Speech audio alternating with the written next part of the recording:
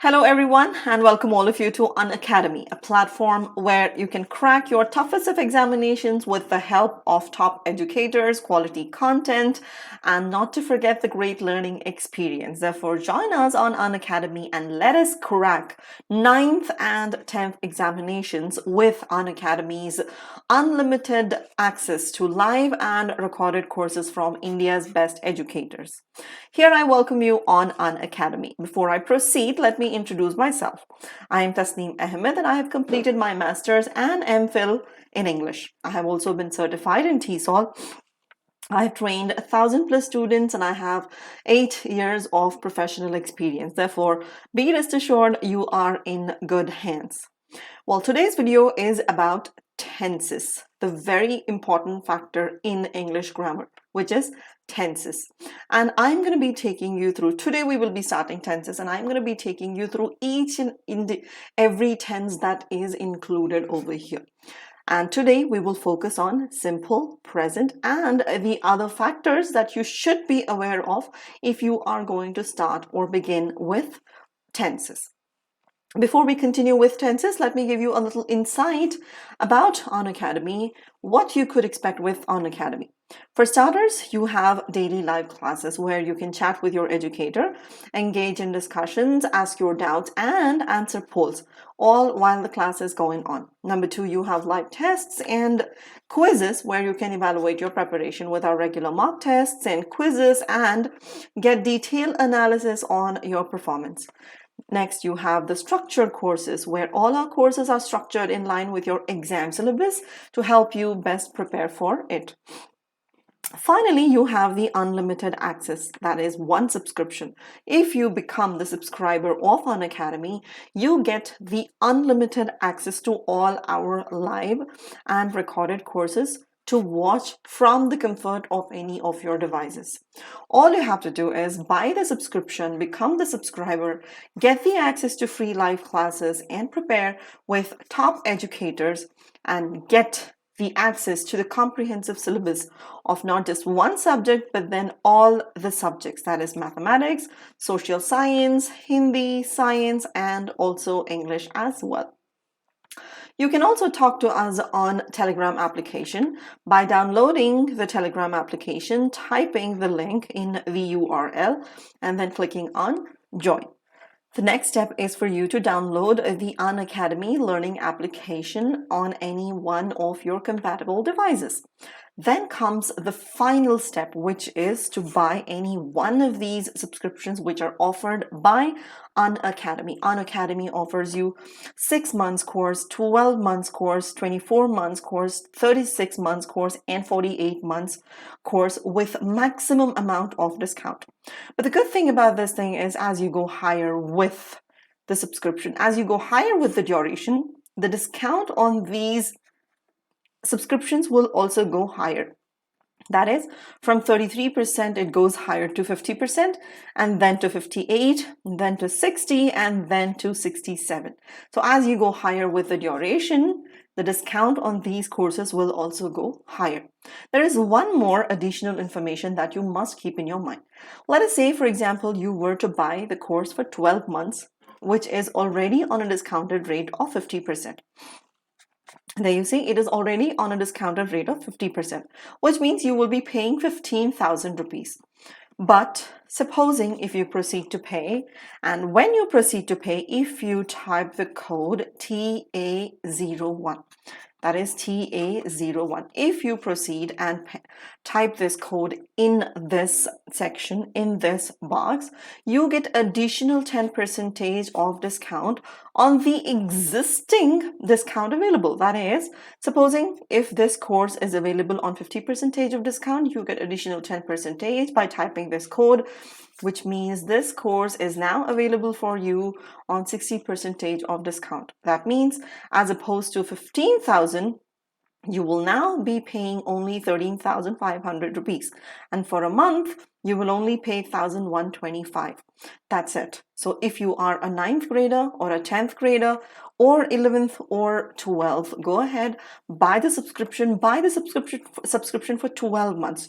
Do not go for 6 months, it would be too less. Do not even go for 24 months, might not be able to keep up that long. So go ahead and utilize this for 1 whole year and see the kind of difference these courses make in your life, and see how it is going to help you change your lives in preparing for your examinations. Do not forget to use the code to avail that extra 10% off discount. Now, let us proceed towards today's topic, which is tenses. Well, tenses happen to be the most important factor when it comes to grammars. They are the base. They are the ones which actually are going to decide the other things, the other grammatical factors, like if you have to learn direct and indirect or voice, that is speech, passive voice and active voice, you must be aware of tenses first to learn all those aspects. Therefore, tenses are the most important concepts when it comes to English grammar. That is why I'm going to be taking you through tenses this entire week. You will have to be focused and you'll have to watch my each and every single video to understand these tenses. I'm going to be simplifying these tenses for you in a very explicit way where you will not be able to forget them at all. So let us begin and let us proceed. Before you jump into learning what tenses are, there are other components that you have to keep in your mind. Well, when it comes to a sentence, there are many different components in a sentence. Number 1, there is a subject. Number 2, there is a verb, and there is object, there is adverb, there is adjective. There are many other different components. There are a few things that is mandatory for you to know. Number 1 is subject. So, what is a subject? The formal definition of subject is the name of a person, place, or a thing that does the action in a statement. For example, if I write the example, that is, Ben likes ice cream. Supposing if I write this example, Ben likes ice cream. Now the question is, what did I say the formal definition? What is the formal definition of a subject? The word, the person or the thing or the name, or the person or the name or the thing of that particular sentence who does the action, right? So who is doing the action? What is the action over here? Let's ask the question, what is the action over here? What is the action? The action is likes. So liking is the action that has happened. So who is liking? Next question is, who is liking? And the answer is Ben. Ben is the one who is liking. So Ben is the one who is doing the action. Therefore, Ben is the subject of the statement, of this particular statement. Similarly, if I say the school reopens next month.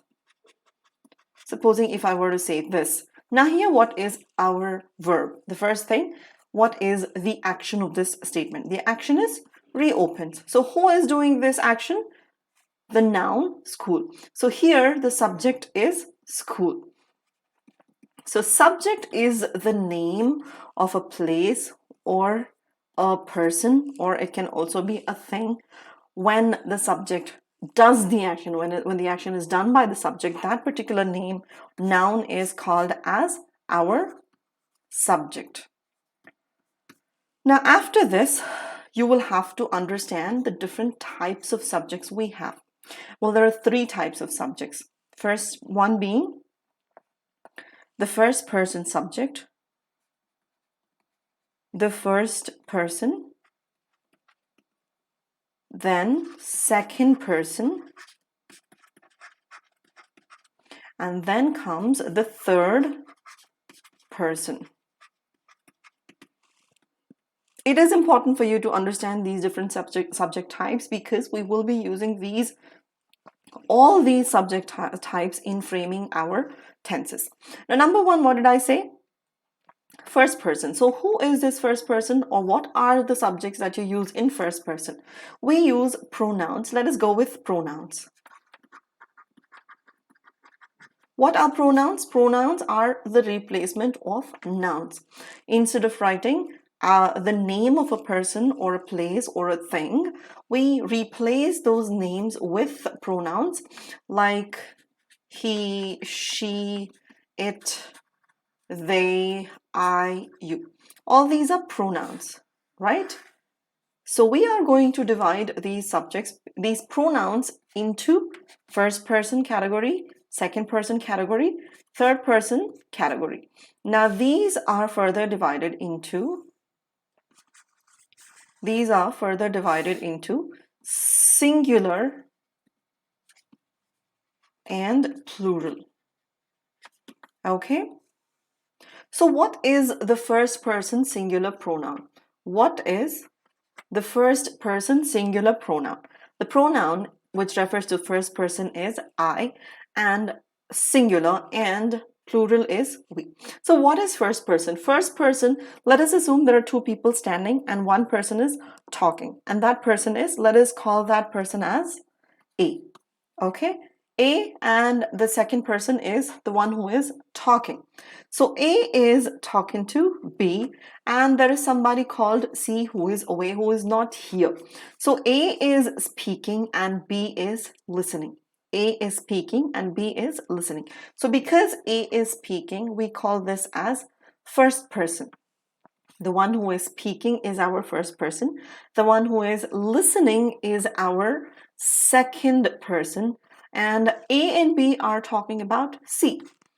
Then this C is called as third person. Now these persons are divided into, like I told you, singular and plural. So I and then we. I refer to, supposing if I'm standing and if I'm talking to somebody in front of me, I'm going to say, I'm going to have a lunch in a while, I'm going to leave. So we use I.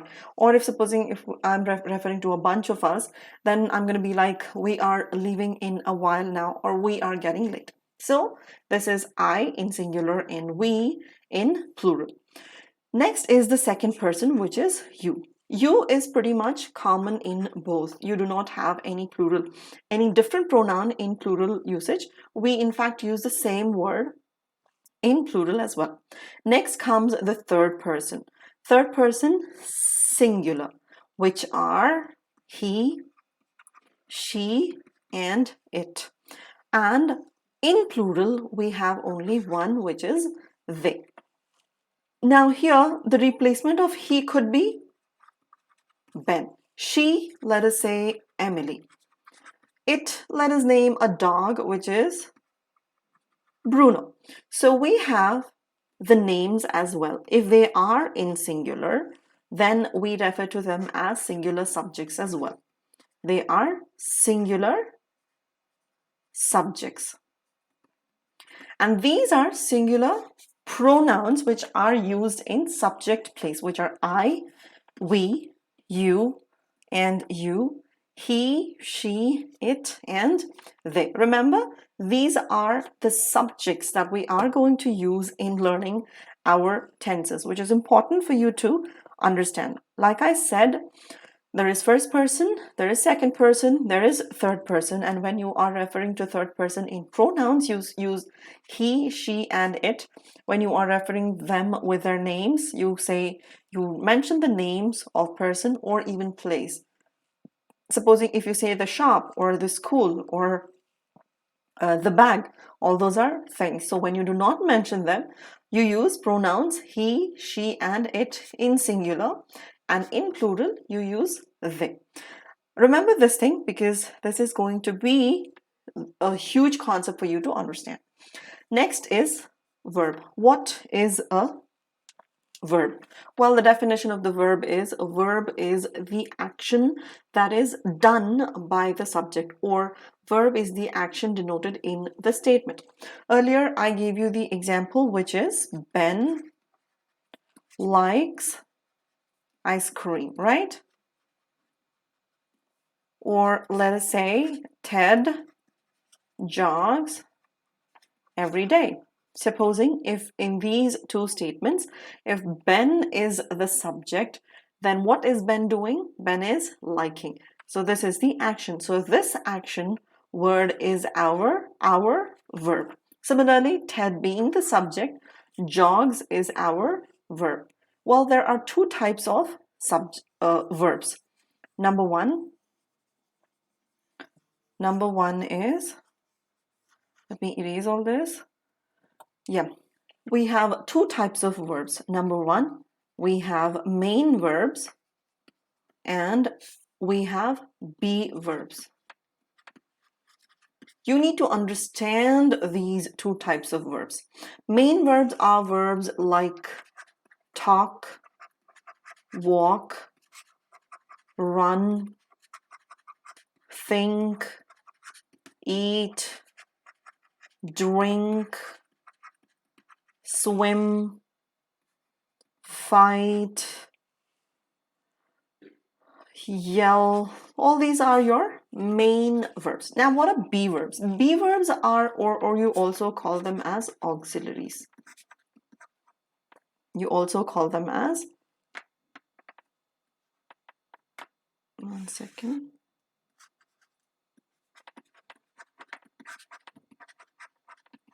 Auxiliaries. And there are different types of be verbs. Number one, you have something called as be verbs, which are like is, are, am, was, were, and will be. Then you have something called as have verbs. Have verbs. If you have to make a note of these things, please do, because these things will be important for you to understand in the formation of your tenses. Therefore, make a note of it. Do not take these things lightly. Have verbs are like has, have, and had. Then you have do verbs like do, does, and did. Then you have something called as modals, which are words like can, could, shall, should, will, would, may, might, etc., etc., etc.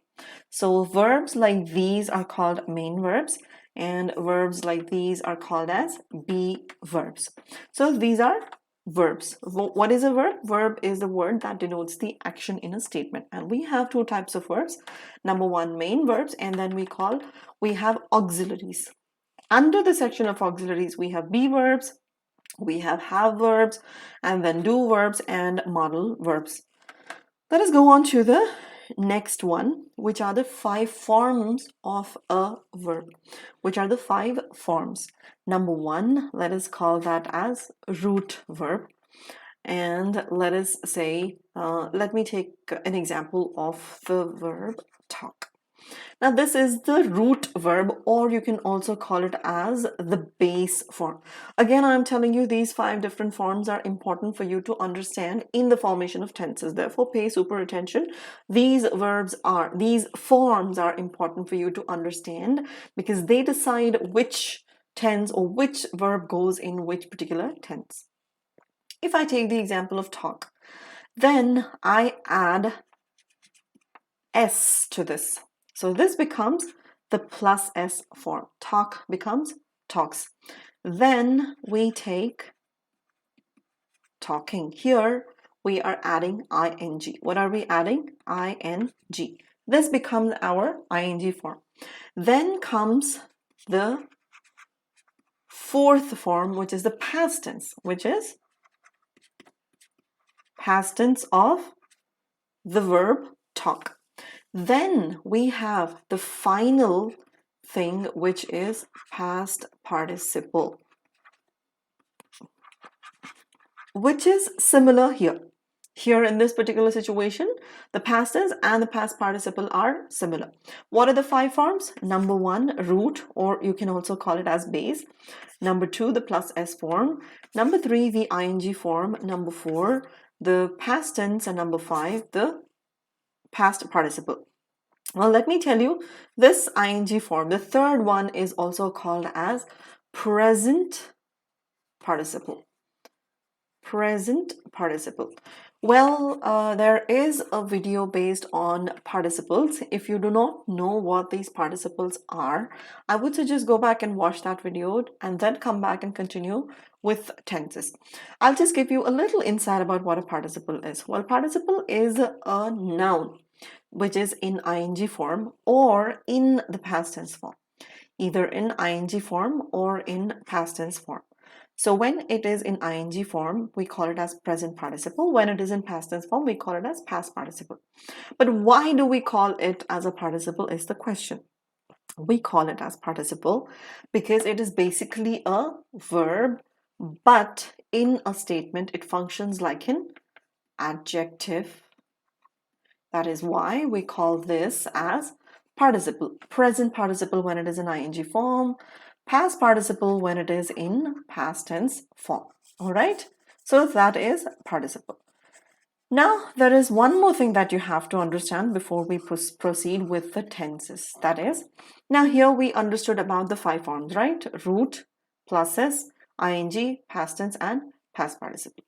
Now, supposing if I take the example of eat, or let us say swim. These are our root verbs, or we can also call them as base forms. What are we going to do over here in the second form? We are going to add pluses. So it becomes eats, and here this becomes swims. In the third formation, we are going to add ing.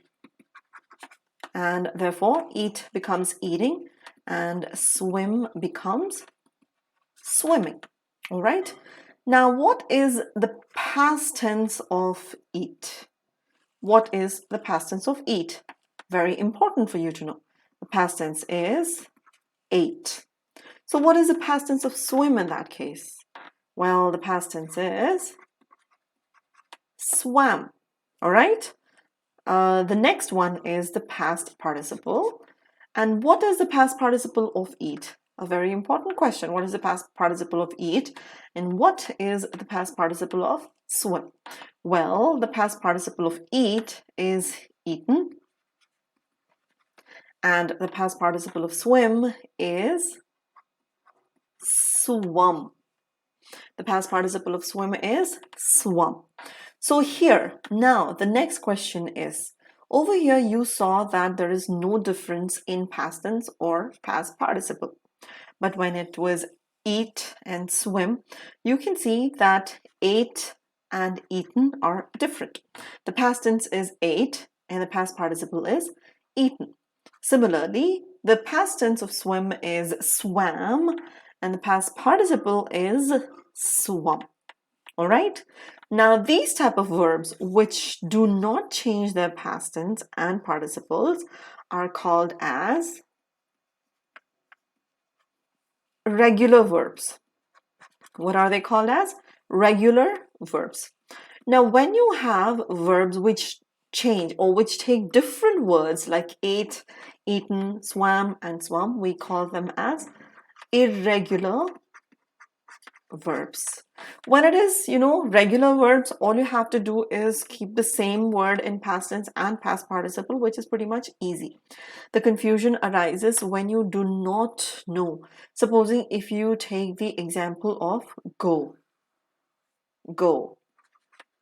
The second form is goes. The ing form is going. What about the past tense? Past tense is went. And the past participle is gone. The reason I'm telling you or giving you this particular example is because I have seen many number of people using went when they were actually supposed to use gone. I'm going to tell you when or what that type of error is. Not today though, but when I am going to be using these past participles in tenses. So today, all you have to understand is we have 5 forms: root or base, pluses, ing, past tense, and past participles. When the past tense and the past participles are similar, we call them regular verbs. When they are different, we call them as irregular verbs. So these are our 5 forms of verbs that we have. Now let us move on and let us learn about tenses. I'm going to ask you a simple question and I expect a simple answer. What is a tense? When we say tense, what are we actually referring to? The answer is, the simple answer would be, tense means time. That's it. Tense, simple explanation would be, tense means time. Time of what? Time of the action, of the action being done. So when we say tenses, we are actually referring to the timelines of the actions being done.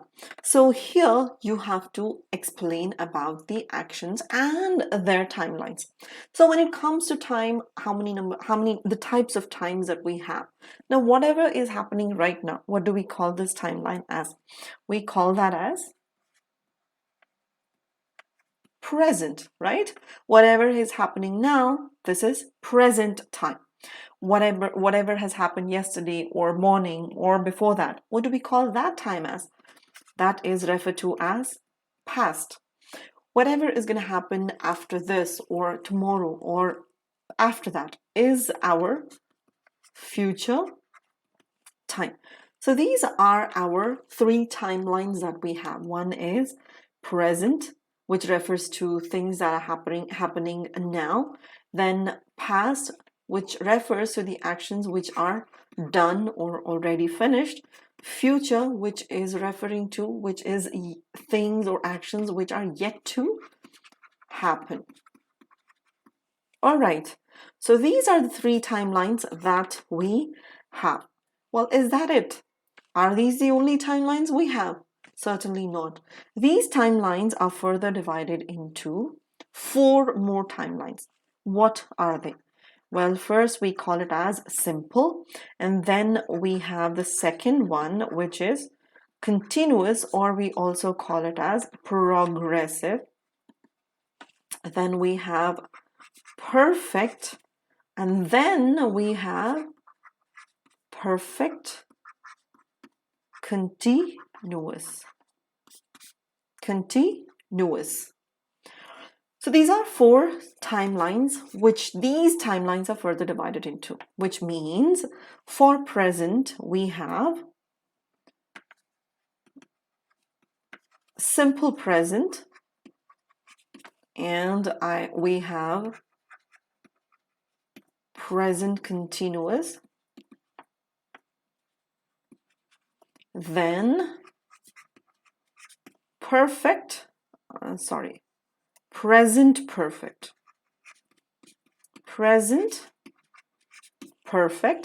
and we have present perfect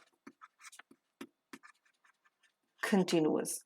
The same is the case with past as well. We have simple past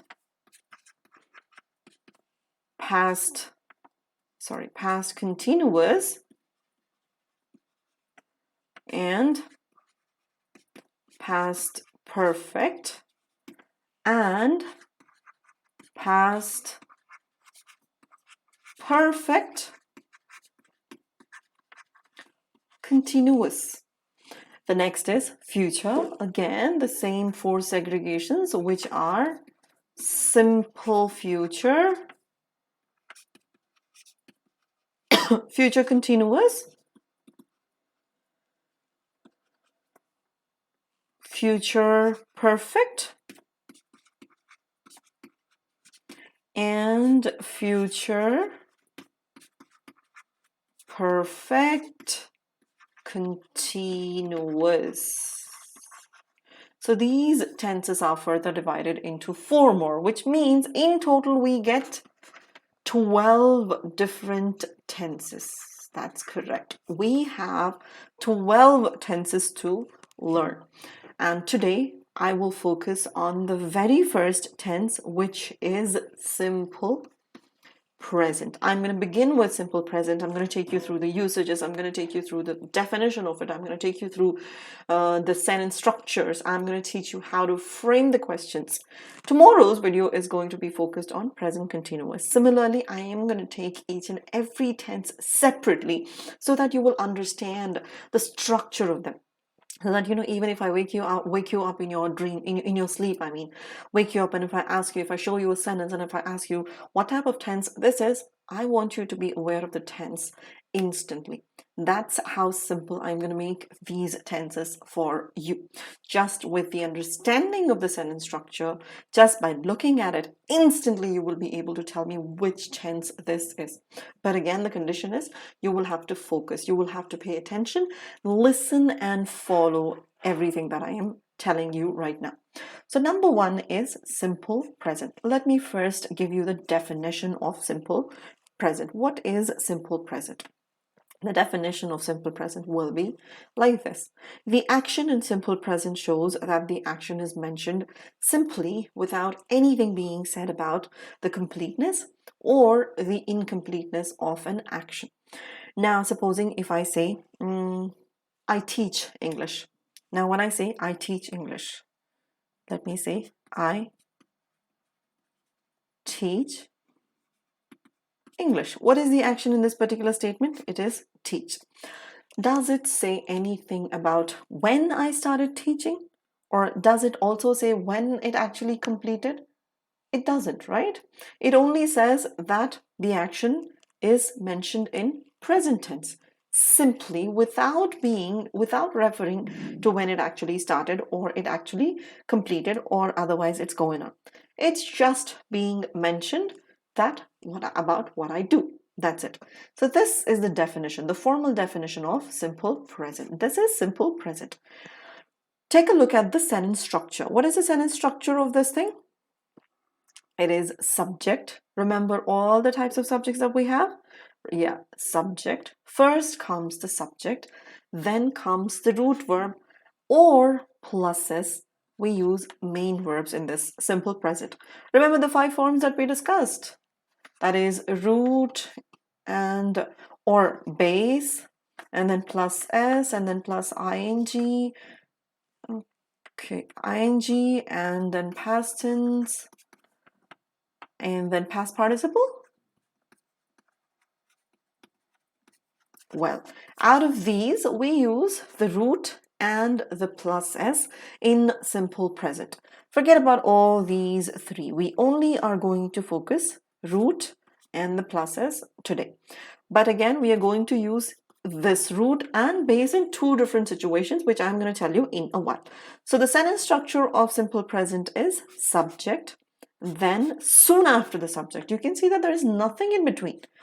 There is no be verb. There is no be verb here at all. It is straight away the subject and root verb. That is main verb. Root verb or plus s verb. Let me tell you where and how you use that. Supposing if I give you the example, let us first take a note of all the possible subjects that we discussed. First person were I and then we, singular, plural. Second person was you in both the situations. Third person, let me take you plural. All right, let me take you plural over here. I, we, you, and they. So supposing if these are your subjects, what did I say you're supposed to use? Root verb, right? So let us take the verb like. I like, or what do you like? Coffee. Or you can put anything there. I like coffee. Or in this situation, we like coffee.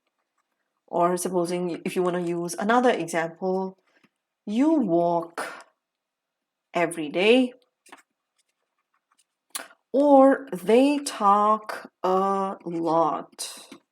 So here, what does it conform to the sentence structure? Subjects being I, we, you, they. We have used root verbs. I like coffee, we like coffee, you walk every day, they talk a lot. So here, subject plus root verb. You can see that there is no usage of be verb over here. No be verbs at all. No be verbs at all. Soon after the subject, we have the root verb with subjects I, we, you, and they.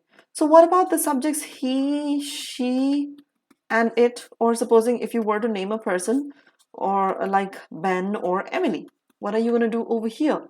Will you still be using the root verb? No, you won't.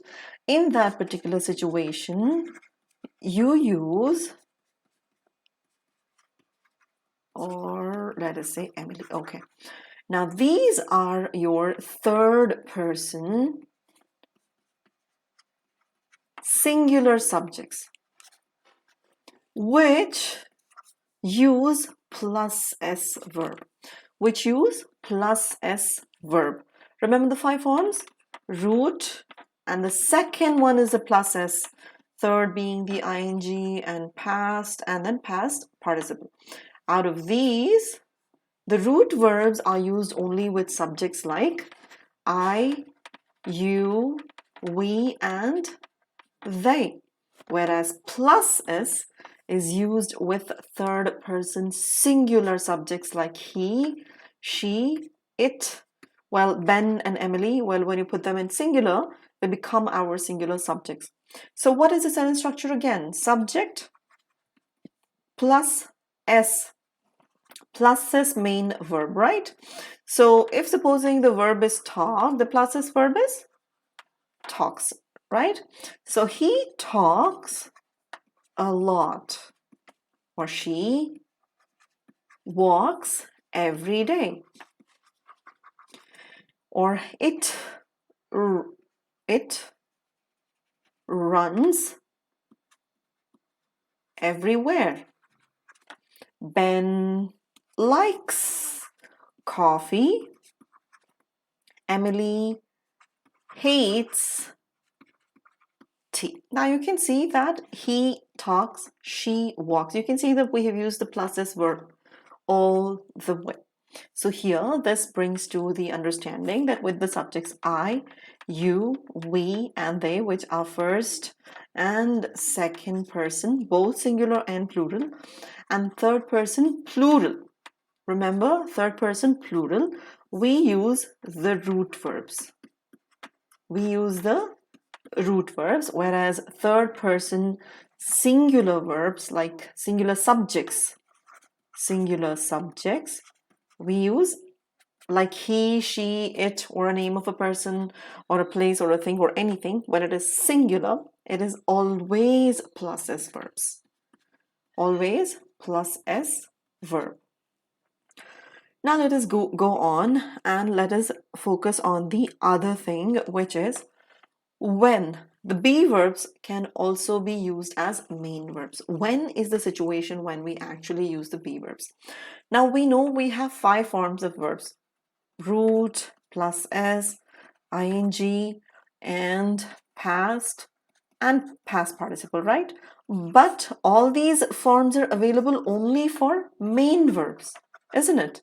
These are only for main verbs. Only main verbs can convert themselves from root to plus S and plus S to ing and then past to past participle. But that's not the case with the be verbs like is, are, am, was, were, all the auxiliaries, including all the auxiliaries that we have. They are actually the linking verbs. They connect the subject with the main verb. That's the main function that they perform in a statement. But they can also be used as main verbs when we are expressing feelings and states in simple present by using the adjective. How? Let me tell you how. For example, she is sad. Now here, this is your adjective. And here you only have ISS. So in this particular situation, the word is functioning like our main verb. It is in fact functioning like a main verb. Here it is linking the subject to the adjective sad, and this, despite being a be verb, it is functioning like a main verb. Similarly, I am happy. I am happy, or I am getting late. Sorry, I am late. With you, you are upset. They are here. Now here you can see that be verbs is am, are, are. We have used these be verbs as main verbs in simple present. Well, simple present, like I told you, the sentence structure is subject. Soon after the subject, we either use the root verb or the plus s verb, depending upon the type of subject we are using, right? So in that particular situation, these root verb and the plus s verb can also be replaced by the be verbs if need be. If there is necessity in this particular situation, you can definitely, when you are combining an adjective over here like this, sad, happy, upset, late, here, all these are adjectives. So here you are going to use be verbs instead of root verbs. Now let us move on to the next thing, which is the negative formation of in simple present. So in simple present, how do you form the negatives? Because to form the negatives, we need an auxiliary. And what is the sentence structure of simple present? It is subject and then a root verb or plus s verb, right? So we do not have an auxiliary over here. We do not have an auxiliary over here. Therefore, we introduce an auxiliary in simple present, which is do in subjects like I, you, we, they. Now these are the subjects. With these subjects, you use do as your auxiliary and you bring in the word not, like I do not, you do not, we do not, they do not. After having introduced this, then comes the main verb. Like I do not like coffee, or I do not, you do not walk every day,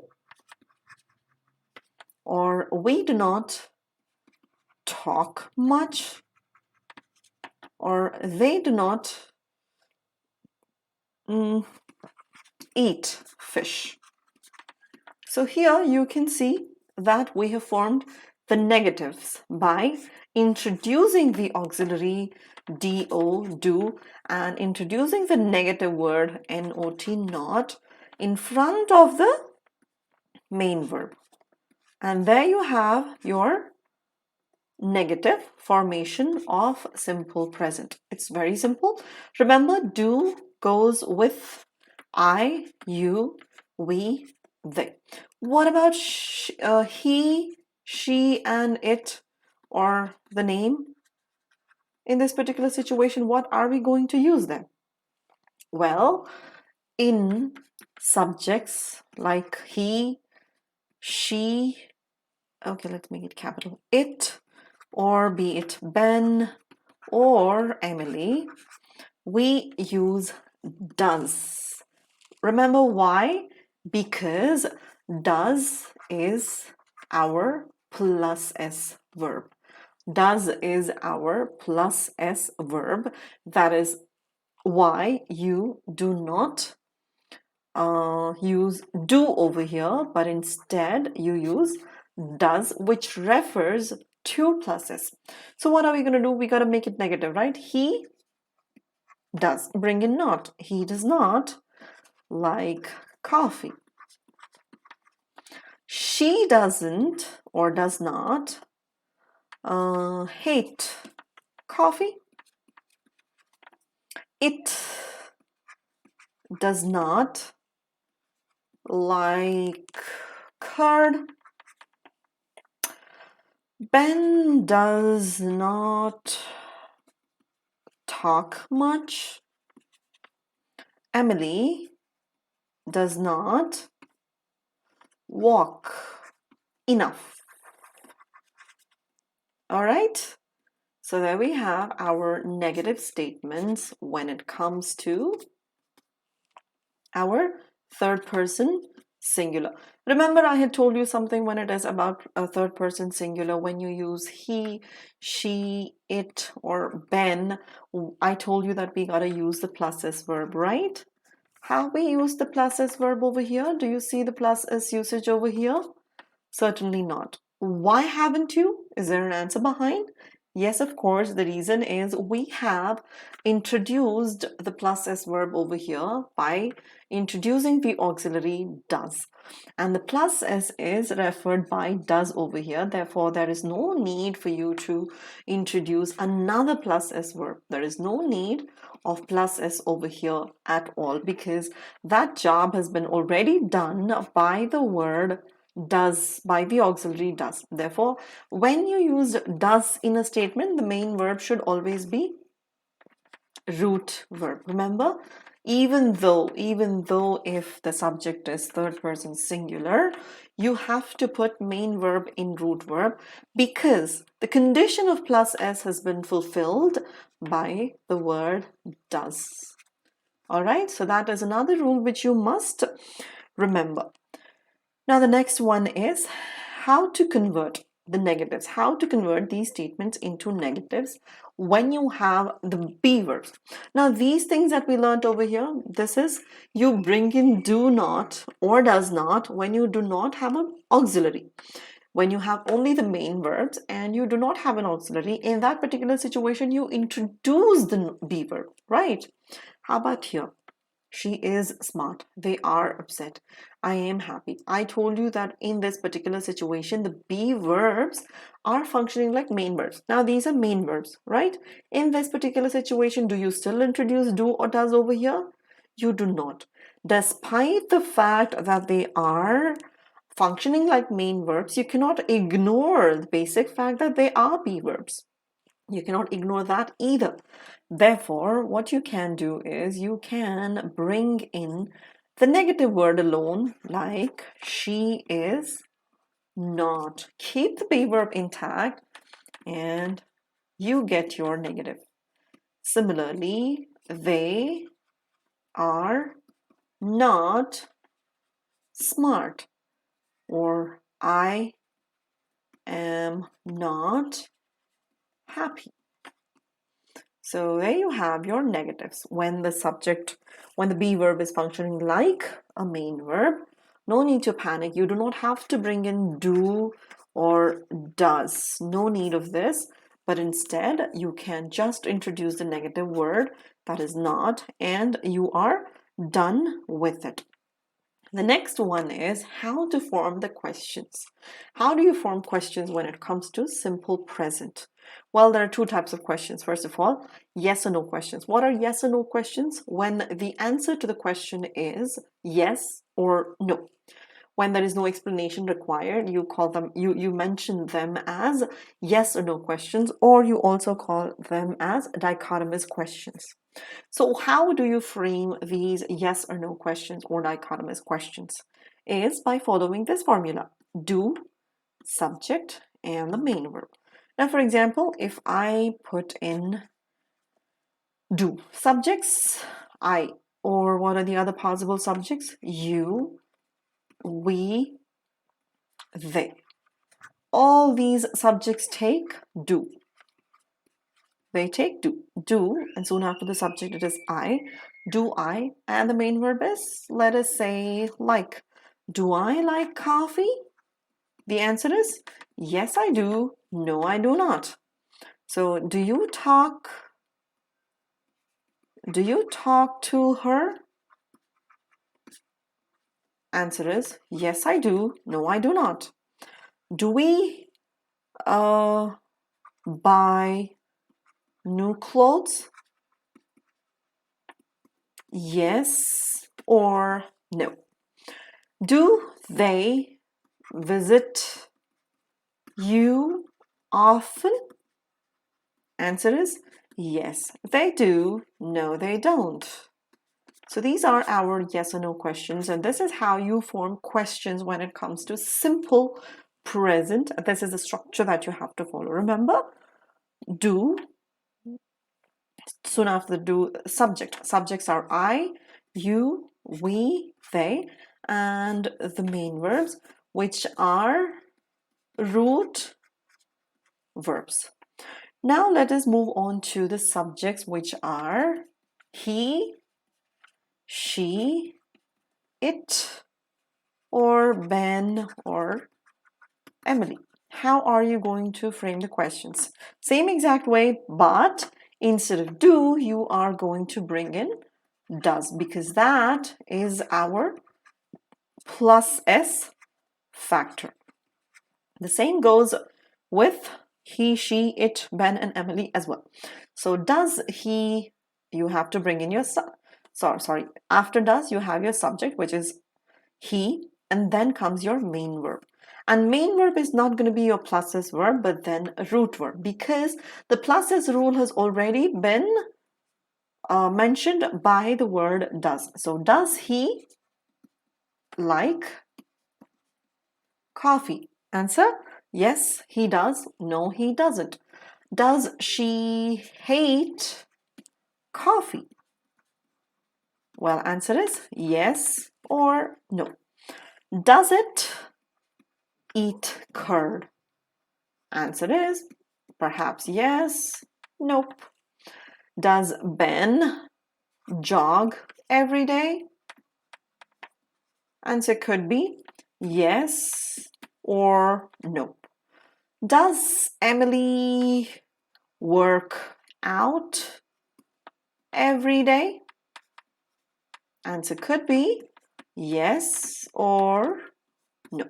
So the rule that you have to follow with these subjects, that is he, she, it, Ben, and Emily, is does, subject, and main verb, which is root verb. And this is the structure for yes or no questions. Now let us move on to the next one, which is WH questions. What are WH question words?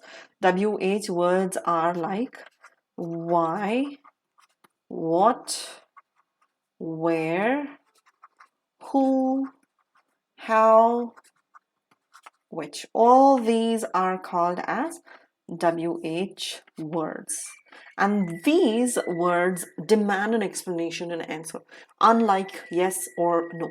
When I pose a question, do you like coffee? The answer to that question is yes, I do. No, I do not. But then if I ask you the question, why do you like coffee? The answer cannot be yes or no. In fact, you will have to give me an explanation over there. That is why these words are called as, these questions are called as WH questions. And the sentence structure is WH word goes in the first, then the be verb do, then the subject, and then the main verb. That is, let us take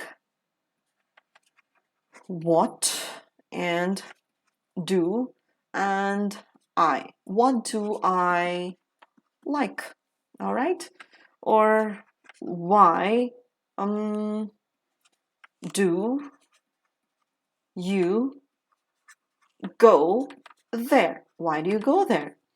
Or where do we sit? Or where do they eat? So here, what do I like? Why do you go there? Where do we sit? Where do they eat? So take a look at the sentence structure. You have a WH word, which is WH word, WH word, WH word, and then you have what, why, where. Then you have do, because the subjects are I, you, we, and they. Then you have your main verb, that is the root verb. That's our question, WH questions. What about the third person singular subjects, which are he, she, it, and a name of a person? In this particular situation, the question words like what and here, all right, the subject is, the be verb is not do, but then it is does. Remember, when you have the subjects as he, the be verbs are always, or the verbs, any verb for that matter, is plus s verb. So what does he, subject, then comes the main verb. Are you going to use a plus s verb because you have the subject as he?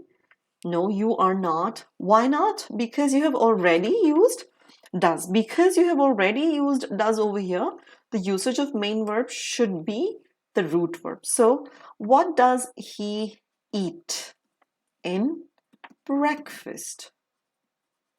What does he eat in breakfast? Or supposing if we take here, why does she get annoyed? Why does she get annoyed? Or why does it get cranky?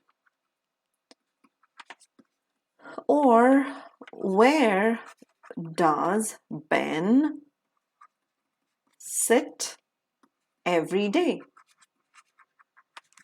So you can see, take a look at the statement. You have WH words, what, why, and where. Where. Soon after where, you have your plus s verb, which is does, which is the auxiliary of the statement.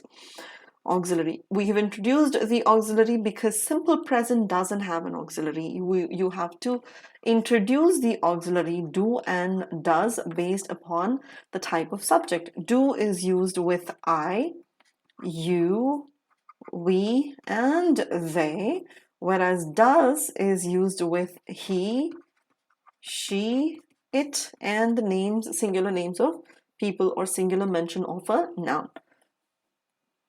And when you have already used does in a statement, the verb that you are going to use, the main verb that you are going to use, is supposed to be in root verb.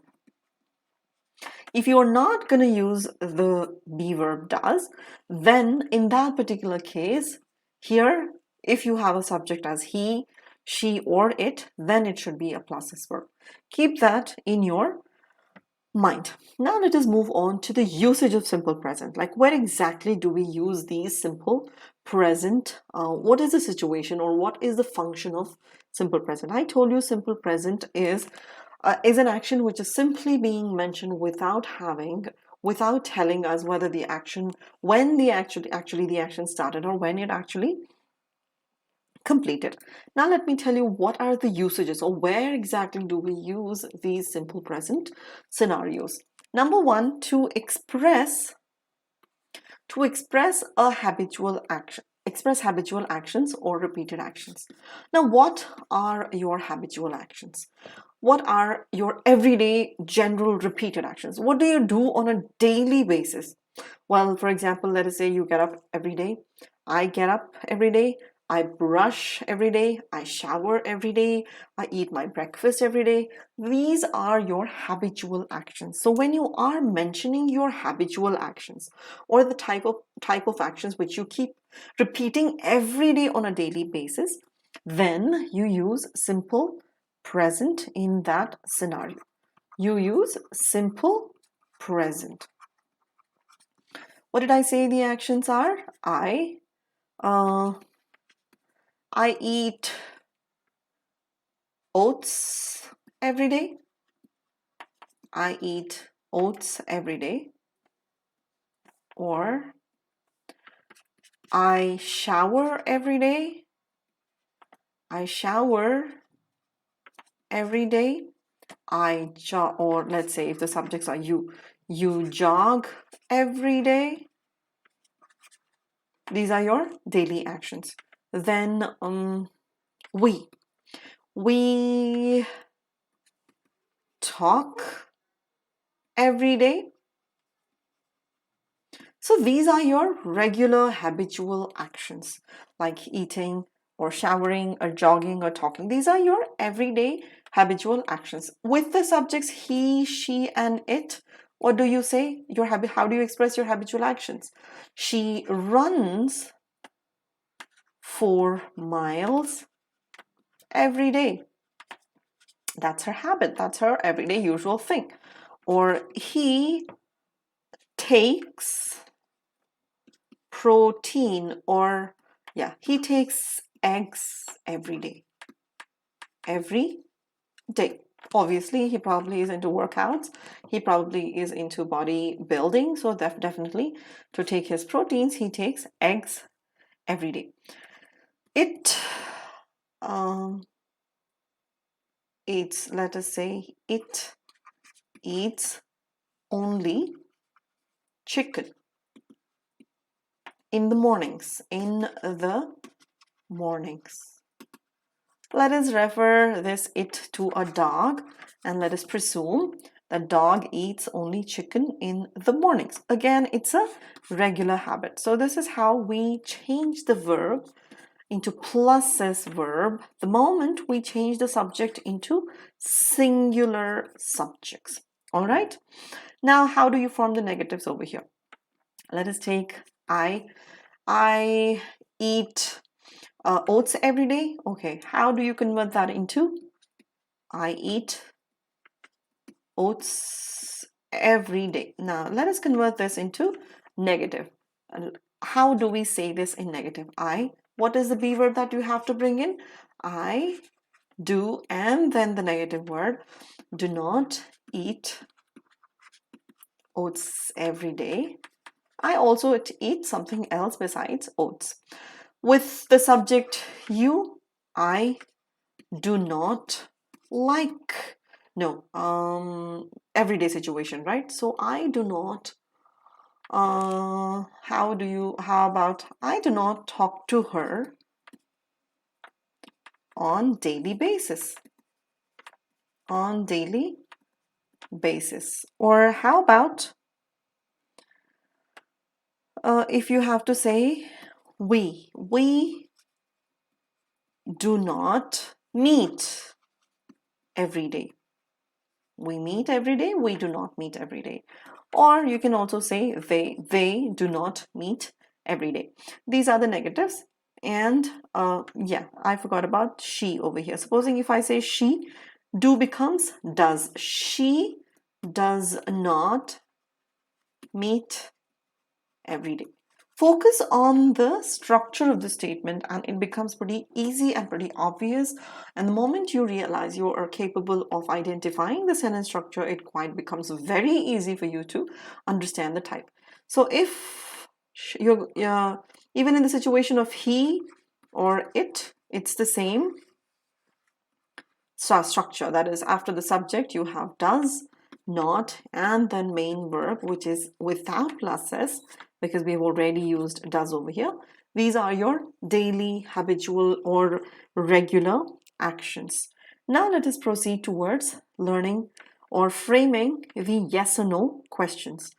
Supposing I jog every day is a regular activity that I do. How do I put that as a question? The question would be, do I jog every day? The same goes with subjects, other subjects like do you jog every day? Do we jog every day? Do they jog every day? The verbs can change according to your usage. How about singular subjects? That is she, he, or it. Well, do becomes does. Does she jog every day? Does she jog every day? Does he jog every day? Does it jog every day? So in with subjects I, you, we, and they, you use do and then main verb, of course. Here does and subject and main verb, referring to your daily actions. WH questions. Where do you jog every day? Where do you jog every day? And subjects with I instead of I, you can use I or they, and you can also use we. Where do you jog every day? Where do I jog every day? Where do they jog every day? Where do we jog every day? What about she, he, and it? Well, where do becomes does. Does she or he or it, main verb, which is without pluses, jog every day? Okay, let me write it over here. Jog every day. Where does she jog every day? Where does he jog every day? Where does it jog every day? The thing that you have to keep in your mind over here when you are using does is the main verb is without pluses. You cannot say where does, supposing if you write it like this, where does she jogs, then this becomes grammatically incorrect because there is no necessity for you to introduce two pluses verbs. One is enough. The other one should be a main verb, root verb in fact. All right, so this is about the usage of expressing about habitual actions. The next one is the general truth. Now, what is general truth? How do you say that? For example, if I say, okay, the earth moves around the sun. Or if I say, ice melts on fire. Or if I say, the sun rises in the east. Take a look at these statements. The earth moves around the sun, ice melts on fire, the sun rises in the east. What are these? These are facts. These are general truths. As in, like, nobody is making this up, or nobody is actually thinking about it and then stating their opinion. Nothing of that sort. Well, in fact, these are facts. This is how things are. This is nothing man-made or human-made, but then these are general facts or general truth. The earth moves around the sun. It's a universal truth. Ice melts on fire. Obviously, if you keep ice on fire, what do you think? What do you expect it to happen? Of course, to melt, right? The sun rises in the east. That's another phenomenon that we are aware of. It's a universal truth. Not my opinion, or not your opinion, or not somebody else's opinion. These are general factors, or general facts, or general truths, or universal truths. When these things are getting mentioned in statements, you always use simple present. Let us analyze the sentence structure. What did I say the sentence structure is? Subject, then root verb or pluses verb. Well, the earth, ice, the sun. These are your third person singular subjects, right? Hence, you go with pluses verb. Do we have pluses verb here? This is the verb, this is the verb, and this is the verb. Moves, melts, rises. Of course, we have the pluses verb. So the earth moves around the sun. Ice melts on fire. The sun rises in the east. To express general truths. How do you frame the negatives of these questions? How do you form the negatives? Now, let me take the same example, which is the earth moves around the sun, right? I have to frame the negative. So what is a negative term that you use in, you have to introduce the auxiliary. Remember, I said either do or does. But the subject over here is the earth, which is third person singular. So what are you going to use? Are you going to use do or does? You are going to use does. To make that as a negative, you are going to use a negative word. The earth does not move. Move or moves? Which one is correct? Move or moves? Of course, it is move. Why? Because we have already used the word does. Therefore, move. The earth does not move around the sun. Or if you take the next one, ice. Right. What's a negative word? Soon after the subject, it has to be the be verb, which is does not. Ice does not melt on fire. What is the sentence structure? We forgot to mention the sentence structure over here. Let's establish the sentence structure. Sentence structure is subject, do or does, plus not and main verb. So do we have it? Subject does not move. There you have your sentence structure. So the final one is the sun does not rise in the east. So these are our negatives. Supposing if you were using a different subject over here, that is I, you, we, they, then you would have used do. But because these are our third person singular subjects, you have used does and not accordingly. All right. Now let us move on to the next one, which is how to frame questions. Questions are yes or no questions, and because the subject over here is the earth, let us establish the sentence structure first. We are going to use do or does, then does subject and the main verb with a question mark. So let us see does. What is the subject? The earth. Main verb, move. Remember, because we have used the word does over here, the main verb is supposed to be a root verb. Does the earth move around the sun? Question mark. Similarly, the next one, does, the ice melt on fire? Question mark. Or does the sun rise in the east? The answers to these questions are yes or no. Yes or no. If you can either say yes or you can say no. That is why we call them as yes or no questions or dichotomous questions. And this is the sentence structure of simple present questions for expressing general truth. WH questions, let us say, what moves around the sun?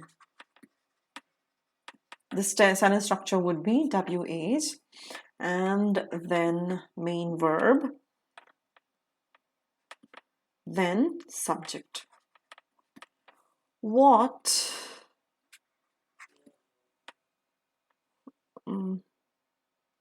melts on fire? Or, what rises in the east? So these are our general truths and formation of questions. Now let us move on to the next one, which is to express a future event. T is missing, Express a future event when it is scheduled. So when it is scheduled, obviously, we are learning about simple present over here and we are talking about present tense. But then even though it is a simple present tense, if we are talking about a scheduled event, which is not going to get cancelled in future, which is obviously supposing going to happen in the evening or tomorrow, in that particular situation, we also use simple present like this. How would you, let us say the bus to Mumbai leaves at 8 a.m. tomorrow. So this action is referring to tomorrow. Supposing if I say another action, which is the show starts at, at 7 p.m. tonight. Or supposing if I say the meeting begins at, or let us say in an hour. Now analyze these statements over here. The bus to Mumbai leaves at 8 a.m. tomorrow. a future event. The show starts at 7 p.m. tonight, future event. The meeting begins in an hour, future event. All these are future events, but the condition over here is these are scheduled actions and they are not going to get cancelled unless there is something, a situation which is impossible situation which you cannot ignore at all. But otherwise, these things are scheduled and they will happen. So the bus to Mumbai leaves. So here the subject is the bus and leaves is your plus S verb. Similarly, the show being your subject starts your plus S verb. The meeting is your subject and begins is your. Supposing if I say I leave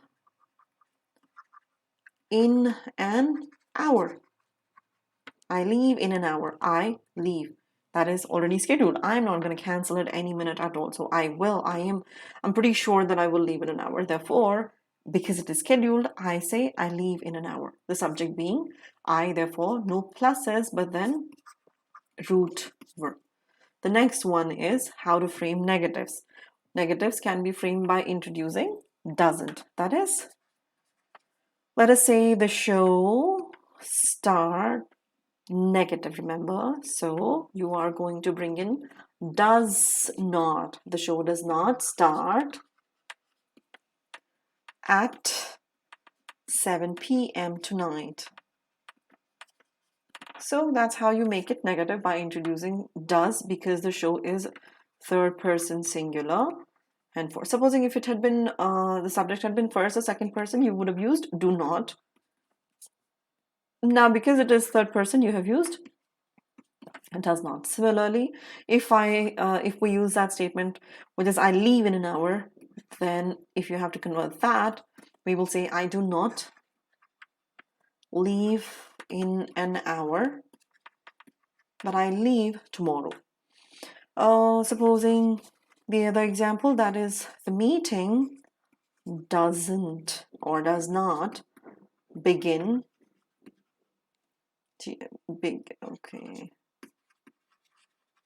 for another hour.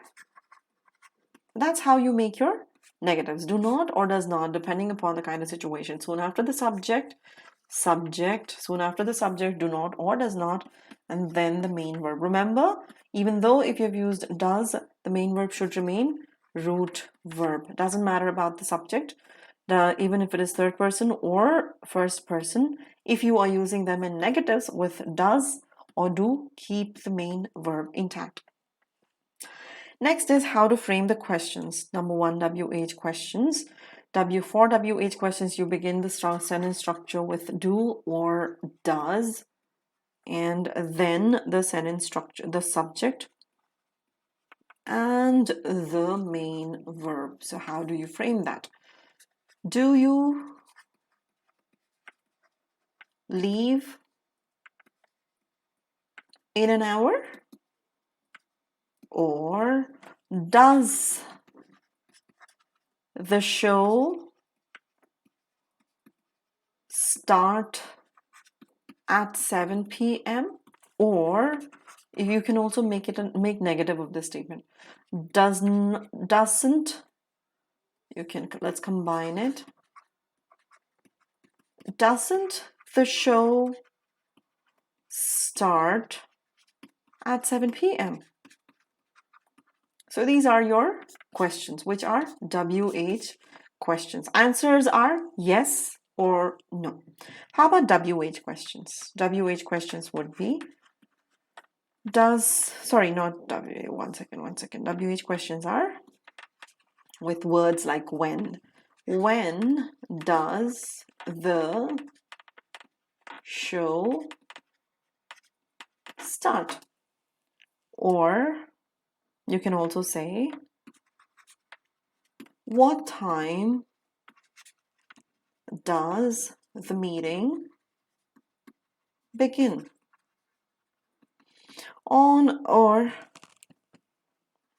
There you go. Where does the meeting happen? All right. So there you go. So those are our questions, yes or no questions. So in total, what I'm trying to say is simple present. Simple present is the action that is referred to in present tense without telling the completeness or the beginning of the action. We use do and does as the auxiliary. The sentence structure of simple present is subject and root verb or plus s verb. For negatives, we use do not or does not. For questions also, we use do or does. When you are using does, you ignore the plus s form. Plus s is used with he, she, and it. That is third person singular subjects. So that is all about simple present. I hope I have kept my promise. I promised you that I am going to simplify this as much as possible, and I have tried my best. I hope you watched this carefully, and I hope you've understood. And I'm sure if you have understood clearly, then I'm sure that even like I said earlier, if I'm going to wake you up in your sleep and ask you the questions related to tenses, I'm pretty sure you will be able to identify that particular type of tense. So thank you very much for watching. Do leave your comments below and let me know whether this was helpful or not. Do not forget to subscribe. Do not forget to hit that bell icon. And most importantly, do not forget to type that code TA01 to avail that extra 10% of discount. Do join our Telegram group for latest updates on our upcoming videos. Until then, thank you very much for watching. Bye. See you all again soon.